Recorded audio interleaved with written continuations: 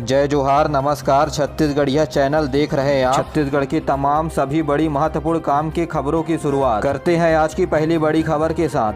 मुख्यमंत्री भूपेश बघेल ने अपने निवास स्थान पर आयोजित कार्यक्रम के दौरान बेरोजगारी भत्ते की दूसरी किस्त जारी की। इसके साथ 1,05,000 हितग्राहियों के खाते में 32 करोड़ रुपए राशि जमा की कराई गई। इस मौके पर मुख्यमंत्री ने कहा कि युवाओं को बेरोजगारी भत्ते से सहायता मिल रही है, लेकिन बेरोजगारी भत्ता देने से ज्यादा खुशी तब होगी जब युवाओं के हाथ में रोजगार होगा। उन्होंने कहा कि सरकारी नौकरी में भर्ती के लिए लगातार विज्ञापन जारी किए जा रहे हैं, तो वहीं इन्हें कौशल प्रशिक्षण भी दिया जा रहा है ताकि बेरोजगार युवक अपना खुद का काम शुरू कर सके। मुख्यमंत्री ने कहा कि बेरोजगारी भत्ता एक सहयोग मात्र है जिसके जरिए युवा अपने लक्ष्य को प्राप्त कर सके। रायगढ़ में आज 1 जून से 3 दिवसीय राष्ट्रीय रामायण महोत्सव का आयोजन किया जा रहा है। मुख्यमंत्री भूपेश बघेल इस कार्यक्रम का शुभारंभ करेंगे। कार्यक्रम को लेकर तैयारियां पूरी कर ली गई हैं। इसे देखते हुए आम जनता में भी उत्साह का माहौल देखने को मिल रहा है। आयोजन की खास बात यह है कि इसकी थीम अरण्य कांड पर आधारित है। इसी कारण मंच को भी अरण्य कांड की थीम पर सजाया जा रहा है। इस कार्यक्रम में इंडोनेशिया और कंबोडिया समेत देश के 12 राज्यों के रामायण मंडली शामिल होंगे। इस मौके पर अरण्य कांड पर नृत्य और नाटक की विशेष प्रस्तुति होगी। इसके अलावा प्रतिदिन हनुमान चालीसा और केलो नदी की आरती का भी आयोजन होगा। पहले दिन प्रतिभागी दलों का मार्च पास्ट होगा। पहले दिन सम्मुख प्रिया गायिका अपना कार्यक्रम प्रस्तुत करेंगे।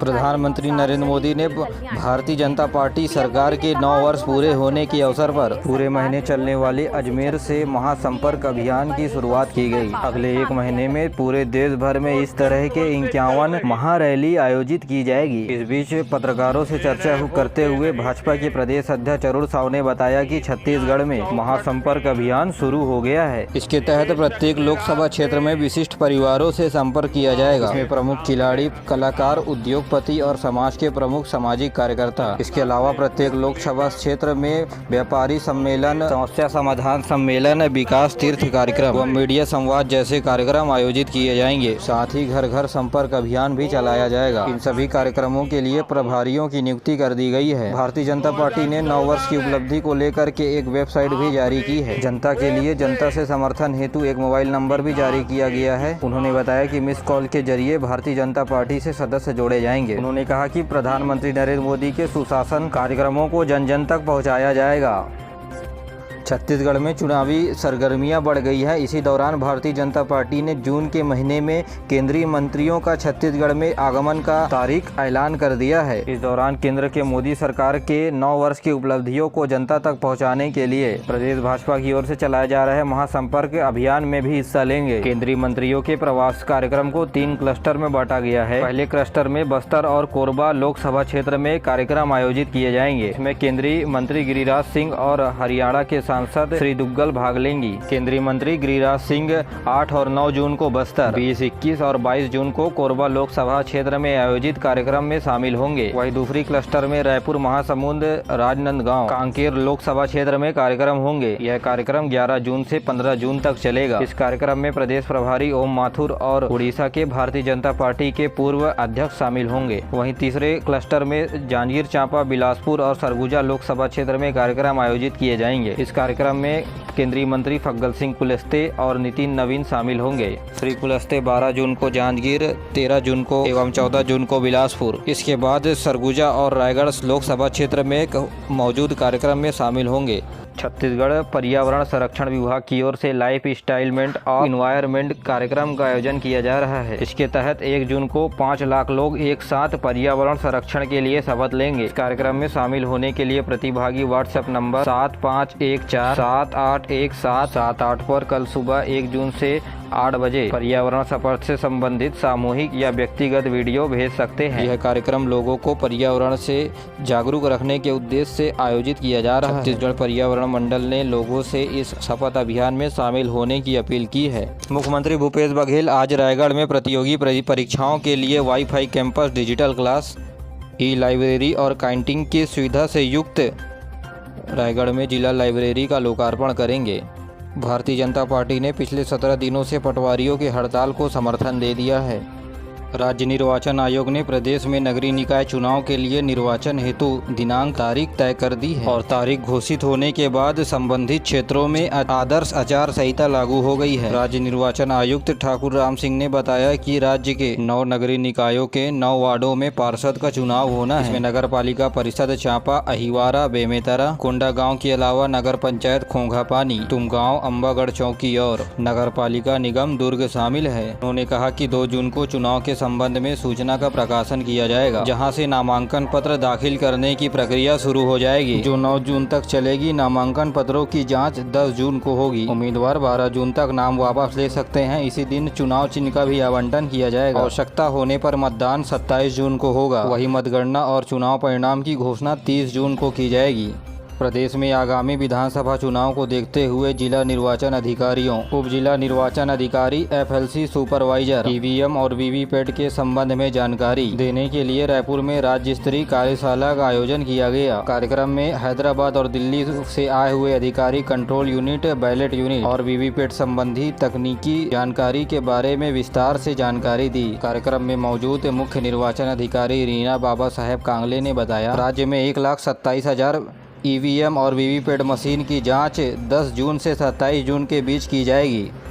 प्रदेश में आगामी विधानसभा चुनाव को लेकर के राजनीतिक पार्टियों ने अपनी तैयारियां शुरू कर दी है। वहीं भाजपा पार्टी के प्रदेश प्रभारी ओम माथुर आज से 4 दिनों के लिए बस्तर प्रवास पर हैं, जहां बीजापुर विधानसभा में कोर कमेटी की बैठक लेंगे। जी हां, आगामी चुनाव में भाजपा की जीत के लिए एकजुटता से कार्य करने के लिए निर्देशित किया गया है और ये भी कहा गया है कि जिन कार्यकर्ताओं को दायित्व सौंपा गया है उन्हें पूरा करे। लोगों के साथ संपर्क बनाकर केंद्र सरकार की योजनाओं और उपलब्धियों के बारे में बताएं। भाजपा का कहना है कि राज्य सरकार आर्थिक रूप से कमजोर वर्गों के लिए हितैषी नहीं है। उन्हें अब तक प्रधानमंत्री आवास योजना का लाभ नहीं मिल पाया है। जवाहर नवोदय विद्यालय ने आगामी शिक्षण सत्र के लिए प्रवेश परीक्षाओं के माध्यम से 11वीं कक्षा में प्रवेश के लिए अधिसूचना जारी कर दी है। इच्छुक उम्मीदवार NVS के आधिकारिक वेबसाइट www.navodaya.gov.in पर ऑनलाइन आवेदन कर सकते हैं। इसके लिए प्रवेश परीक्षा 22 जुलाई को आयोजित की जाएगी। उम्मीदवारों के लिए आवेदन भरने हेतु हेल्पलाइन नंबर 20217575 जारी किया गया है। कांकेर के परलकोट जलाशय से करीब 21 लाख लीटर पानी बहाए जाने के मामले को लेकर खाद्य निरीक्षक राजेश विश्वास से दंड राशि के जल संसाधन विभाग ने 53,092 रुपए की राशि का अर्थदंड लगाया है। ये राशि 10 दिनों के भीतर जमा करने के निर्देश दिए गए हैं। इसमें पानी की कीमत 47,092 रुपए है। वही 5,000 रुपए जुर्माना लगाया गया है। इस विषय में राजेश विश्वास खाद्य निरीक्षक को पूर्व में ही निलंबित कर दिया गया है। वहीं जल संसाधन विभाग ने SDO को निलंबित करने के लिए कलेक्टर को पत्र लिखा है। गौरतलब है कि खाद्य निरीक्षक राजेश विश्वास से पिकनिक मनाने के लिए परलकोट जलाशय गए थे, जहां उनका मोबाइल जलाशय में गिर गया था, जिसे हासिल करने के लिए परलकोट जलाशय के बांध के पानी को मोटर गैर कानूनी तरीके से डीजल पंप के जरिए बाहर कर दिया। राज्य सरकार ने 12 पुलिस अधीक्षकों और 3 उप पुलिस अधीक्षकों के प्रभार में फेरबदल किया है। जानकारी के मुताबिक लाल उमेंद्र सिंह को बलरामपुर जिले का पुलिस अधीक्षक बनाया गया है। वहीं आई कल्याण एसलेरा को सूरजपुर, अभिषेक पल्लव को कबीरधाम, भावना गुप्ता को बेमेतरा, शरद कुमार सिन्हा को दुर्ग और लालजी भाई पटेल को कांकेर और पुलिस अधीक्षक सिद्धार्थ को मनिंदगढ़ का पुलिस अधीक्षक बनाया गया है। इसके अलावा मनिंदगढ़, भरतपुर, चिरमिरी के पुलिस अधीक्षक TR कोसीमा को छत्तीसगढ़ पुलिस सशस्त्र बल में पदस्थ किया गया है। भारतीय खेल प्राधिकरण ने छत्तीसगढ़ के 24 जिलों में 24 खेलो इंडिया सेंटर की स्वीकृति दी है। इसके तहत राज्य के 24 खेलो इंडिया सेंटर के लिए खेल संचालनालय और साई के मध्य MOU साइन हुआ। खेल संचालनालय और युवा कल्याण विभाग की ओर से प्रथम चरण में नारायणपुर में मलखम्ब, बीजापुर और बिलासपुर में तीरंदाजी, गरियाबंद में वॉलीबॉल तथा सरगुजा में फुटबॉल, जसपुर और राजनांदगांव में हॉकी सेंटर की स्वीकृति दी गई। वहीं द्वितीय चरण में बलौद और रायपुर में वेट लिफ्टिंग, बलौदा बाजार और सुकमा में फुटबॉल, पाटन दुर्ग में कबड्डी और रायगढ़ में बैडमिंटन और कांकेर में खो खो के लिए सेंटर बनाने के लिए स्वीकृति दी गई है। इसी तरह तीसरे चरण में 10 जिले बस्तर और जांजगीर चांपा में हॉकी, धमतरी में कुश्ती, कोरबा, बलरामपुर, मुंगेली और सूरजपुर में फुटबॉल, बेमेतरा में कबड्डी तथा दंतेवाड़ा में तीरंदाजी के लिए स्वीकृति दी गई। खेलो इंडिया के इस सेंटर में युवकों के लिए प्रशिक्षण हेतु उनका चयन ऑनलाइन माध्यम से कर लिया गया है। इसके अलावा ट्रेनिंग देने वाले शिक्षकों की भी नियुक्ति खेलो इंडिया नियम के तहत कर लिया गया है। प्रदेश में राशन कार्ड बनाने के लिए अब लोगों को नगरीय निकायों का चक्कर नहीं काटना पड़ेगा। पात्र हितग्राहियों को अब घर बैठे राशन कार्ड मिलेगा। मुख्यमंत्री भूपेश बघेल के आदेश के बाद राशन कार्ड योजना को मितान योजना में शामिल कर लिया गया। मुख्यमंत्री ने ट्वीट कर स्वयं इसकी जानकारी प्रदेश वासियों को दी। मुख्यमंत्री ने अपने ट्वीट में लिखा है कि राज्य सरकार राशन कार्ड को मितान योजना में शामिल कर लिया है। अब राशन कार्ड बनवाने के लिए 14545 पर कॉल करना होगा। इस नंबर में फोन करने के बाद मितान घर पर पहुंचेंगे और दस्तावेज लेकर राशन कार्ड बनाने की प्रक्रिया को पूर्ण करेंगे। रायपुर रेल मंडल के अंतर्गत भाटापारा के रेलवे स्टेशन में नया एक्सीलरेटर कोच गाइडेंस डिस्प्ले का शुभारंभ हो गया है। रायपुर सांसद सुनील कुमार सोनी ने इन सुविधाओं का लोकार्पण किया। इस अवसर पर भाटापारा विधायक शिवरतन शर्मा भी मौजूद रहे। 3 दिवसीय रामायण प्रतियोगिता आज से पंडित दीनदयाल उपाध्याय रायपुर के स्टेडियम में शुरू होने जा रही है। कार्यक्रम का शुभारंभ संस्कृति मंत्री अमरजीत भगत करेंगे। पहले दिन आज रायपुर, दुर्ग, राजनांदगांव, बालौद, मोहला, मानपुर, अम्बागढ़ चौकी, खैरागढ़, छुई, खदान, गंडई, बेमेतरा, कबीरधाम, मुंगेली, गरियाबंद, बलौदा बाजार और महासमुंद जिले की मंडलियां प्रस्तुति देंगे। कांकेर जिले में पानी में गिरे अपने मोबाइल को ढूंढने के लिए बांध से लाखों लीटर पानी बहाने के आरोप में जिला प्रशासन ने खाद्य निरीक्षक राजेश विश्वास को निलंबित कर दिया है। मिली जानकारी के अनुसार राजेश विश्वास 21 मई को अपने दोस्तों के साथ पिकनिक मनाने के लिए परलकोट बांध गए थे, जहां उनका मोबाइल पानी में गिर गया। पहले गोताखोरों की मदद से मोबाइल को निकालने या खुजवाने का प्रयास किया गया। पंप लगाकर इस बांध के पानी को बहा दिया गया। खबर के मुताबिक बिना अनुमति के 4 दिनों में परलकोट बांध से करीब 21 लाख लीटर पानी डीजल पंप के द्वारा बहा दिया गया। ये जानकारी मिलने के बाद कांकेर कलेक्ट्रेट डॉक्टर प्रियंका शुक्ला ने भीषण गर्मी में लाखों लीटर पानी व्यर्थ बहा देने के आरोप में खाद्य निरीक्षक राजेश विश्वास को निलंबित कर दिया है।